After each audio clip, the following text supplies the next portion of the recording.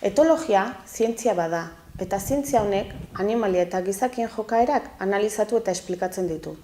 Diziplina honetan egindako ikerketen ondorioz, badakigu animali naiz gizakioi instintu batzuk aktibatzen zaizkigula.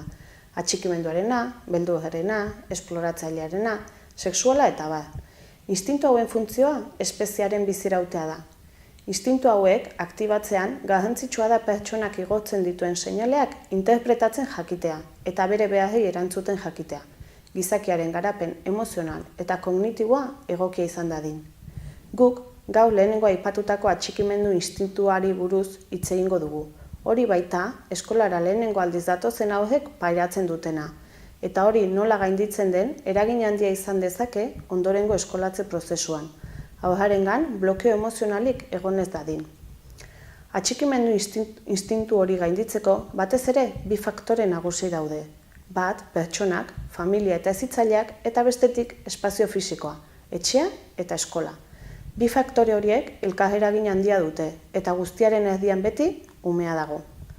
Familia eta eskolaren artean interakzio horren lekuko direnean haurrak lasaitasuna sentitzen dute eta pentsatzen dute.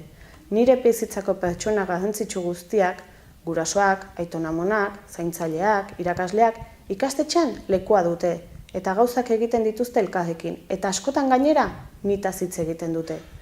Haurrak jaso behar duen ideia nagusiena, nire familiak ikastetxearengan konfiatzen badu, nik ere bai da. Haurrak eskolan hasi aurretik oso garrantzitsua da familiarekin harreman hori sortzen hastea.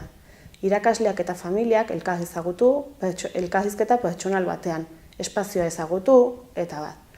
Haurrak eskolan hasten direnean, familiak agente aktibo izatera pasatzen dira. Haurrarekin eskolara etortzen direnean, familiak gelan sartzen dira eta bertako jardueretan parte hartzen dute. Hasieran, beraien haurrarekin jolasean hasten dira, baina pixkanaka gelako dinamiketan ere parte hartzen dute. Familiako kide honek hezitzailearekin harreman estua egiten du eta lasaitasun handia sentitzen da.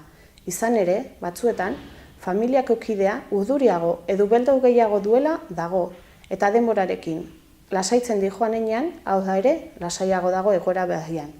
Bitartean, egunak aurrera doaz eta espazioa eta hezitzailearen aurpegia ezagutzen dijoa umea. Pertsona bakoitzak jaiotzaz gaitasun eta trebetasun batzuk ditu.